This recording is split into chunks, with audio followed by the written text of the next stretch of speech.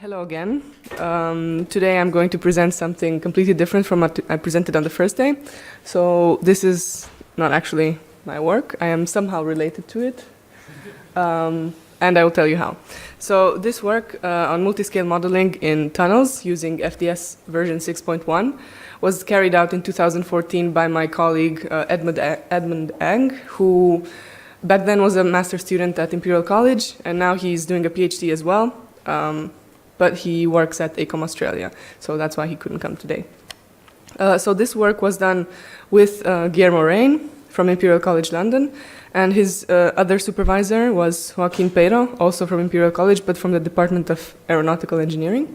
He had an industrial supervisor, Roger Harrison from AECOM, and I come in as a person who's presenting today, and also because I worked on multiscale modeling for FDS in my master thesis at the Technical University of Denmark 3 years ago. So it was a while ago, so I did something related to this. And also kind of part of the team were Thunderhead Engineering, who helped Ed a lot, so thank you for that. So first off, multiscale modeling has been used for different domains such as biology and anatomy and basically everything that has something related to a flow. When you have a large scale thing that you have to compute, you just think of splitting it into a relevant part and the part that has to be investigated just generally. For fire, this has been introduced by Francesco Colella in his PhD thesis in, I think, 2010. He used a commercially available CFD package, which uses the Reynolds average Navier-Stokes equations. And he simulated the Dartford tunnels in case of cold flow and in case of fire as well. So for FDS, the multiscale modeling work was started by me a few years ago, but what I did was only a proof of concept, so I did not use any interaction between jet fans and fire, so I just did a constant flow at the boundaries, and there was no coupling between the jet fans and the fire. So it was just a proof of concept. So what Ed did was to look into this, see how we could couple jet fans and fire and see if it's possible to use multiscale modeling in FDS version 6.1. So first off, in tunnels, we have different types of ventilations. So we have longitudinal ventilations, we have transversal ventilations, or a combination of the two. And the reason why these ventilation systems are so important, it is because both in case of a critical situation, such as in fire, or in a just everyday situation, you have to make sure that the conditions inside the tunnel are safe for the people who use it. So, and also in some cases, especially for rail tunnels, you have to regulate the temperature inside the tunnel. So if you don't have any ventilation and you just pass the train by, then the temperature is going to increase so much that you cannot operate the train properly anymore. So that is why ventilation is super important in tunnels. For example, here, just a second, let me take the cursor off. This is a tunnel in Australia that has 13 kilometers, and they designed the ventilation system for it. And because it's so long, it's very, very hard to simulate it in full CFD. I would actually say it's quite impossible because it would take a lot of weeks to do the whole 13 kilometers domain. So because of that, there are certain ways in which you can simplify the design of the ventilation system. So the most used approach is to simplify into a 1D simulation. So you design this subway environment simulation, which is SES, and you use it in the early stages of the design, and it's quite fast, so you just make a system of nodes, and it finishes, so the simulation finishes quite fast, and you have kind of an idea of how things are going to happen. However, you don't have a lot of precision, and you don't have information such as gas or toxicity. So for that, you use 3D simulations or full CFD simulations. And this you use it in the later stages of the design.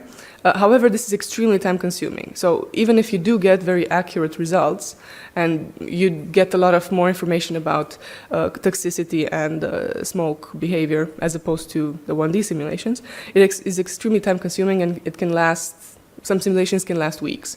So you have to make sure that your simulation is actually going to be valid and important, otherwise you just wasted a few weeks and the design will not be ready on time. So neither of these approaches by themselves are not ideal for simulating long tunnels. So there must be something in between. And that is multiscale modeling.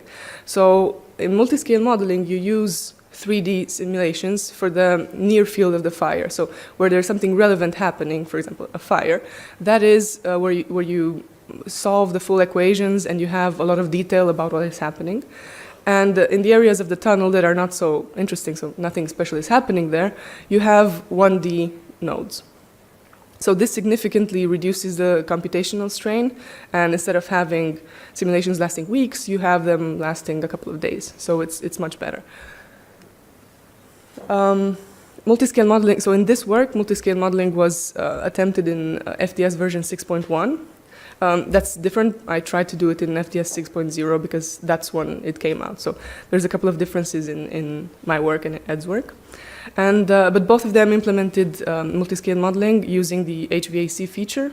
And while we acknowledge that that was not the purpose of the HVAC feature, because otherwise it would have been called, I don't know, nodes for tunnels, we tried to use it and see if we could do something with it. Okay, so the tunnel that we used is based on the Dartford Tunnel, and this was used by Francesco Colella in his initial work on multiscale modeling. And he has, so Francesco Colella did experimental measurements of cold flow inside the tunnel, so he had experimental data with which to validate his model. And the Dartford Tunnel is 1.5 kilometers long, and it has 14 jet fan pairs.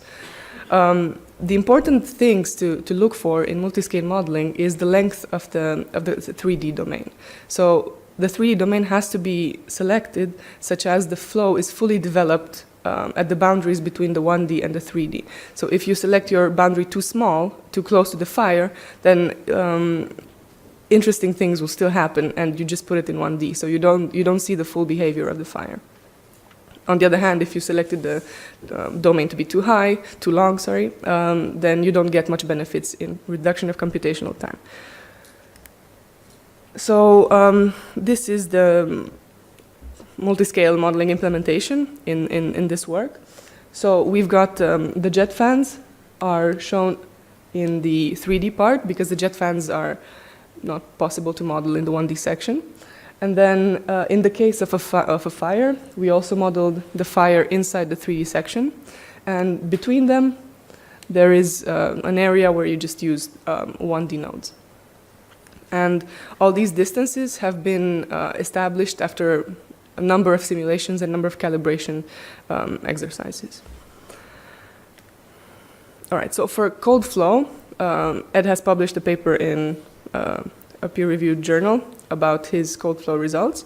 And there is very good correlation from 80 meters downwind of the fire, so closer to the fire, closer to the jet fans, the differences between the multiscale version and the experimental results is much higher because the jet fans are hard to model accurately, and also we don't have a lot of information about the particular jet fans in the Dartford Tunnel. So there's a bit of a lack of correlation over there. So I will show you some plots. These are the average velocities measured in the tunnel. So the squares are the on-site measurement. The green triangle, upward pointing triangle, is the full CFD, and the downward pointing triangle is the multiscale version. The full CFD and the multiscale behave very, very similarly, and they behave well compared to the measurements. These are, again, average velocities. And these are the profiles that I've been talking about. So this is the section 100 meters away from the tunnel. And these are the simulations, the predictions. And these are the measurements. So the predictions are within the uncertainty range of the measurement. So further away from the jet fans, the profiles are very good. Same goes for 120.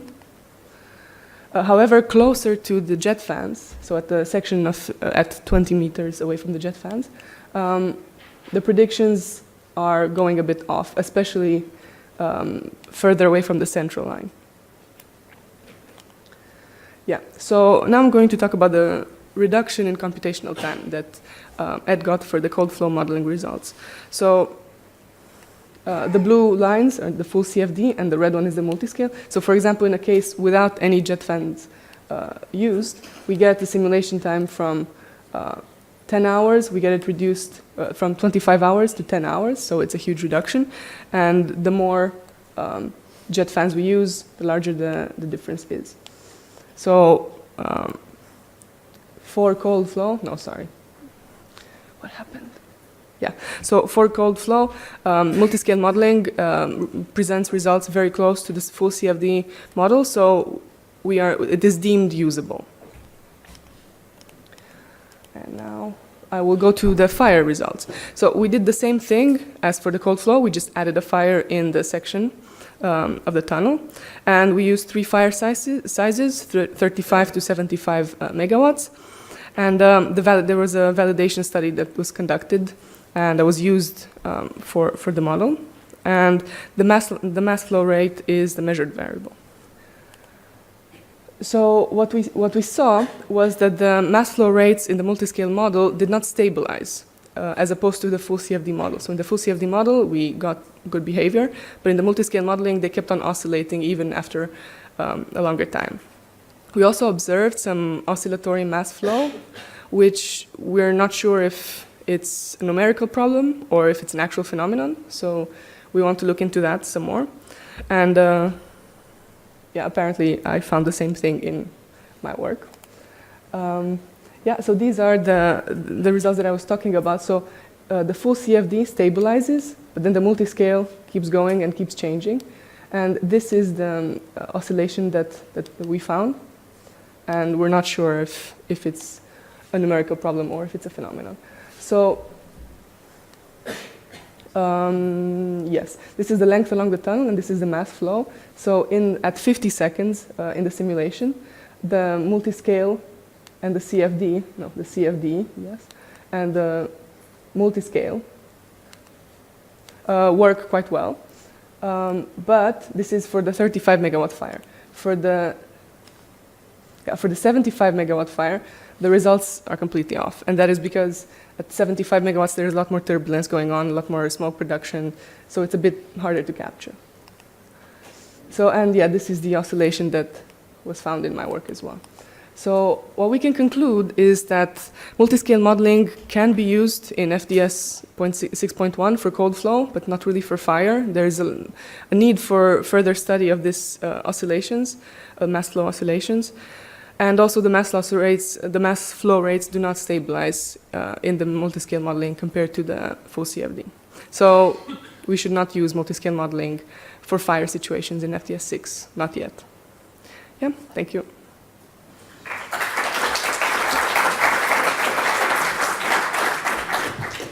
Question? Yeah, I would guess those oscillations are numerical. Yeah, that's my guess as well.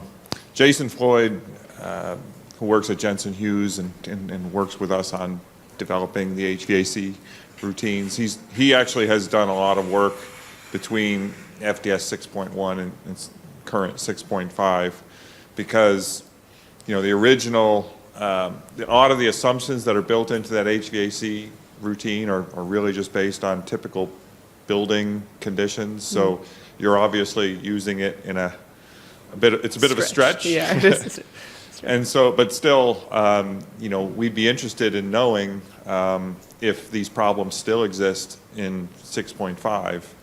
And oftentimes it's really nothing more than just, you know, adjusting a time step because the HVAC solver somewhat decoupled from the regular FDS gas phase solver.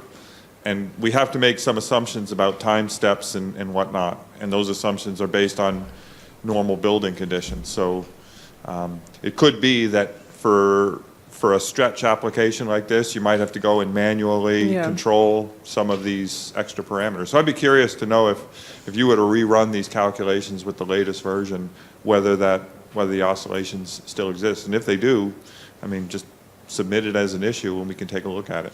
Okay, Ed is still looking at this, so definitely, and I think he contacted you as well. He did. Yeah, so he is probably going to look into this as well. Okay, thanks. Thank you. Okay, any other? No? Okay, well, thank you very much. Thank you. Nice.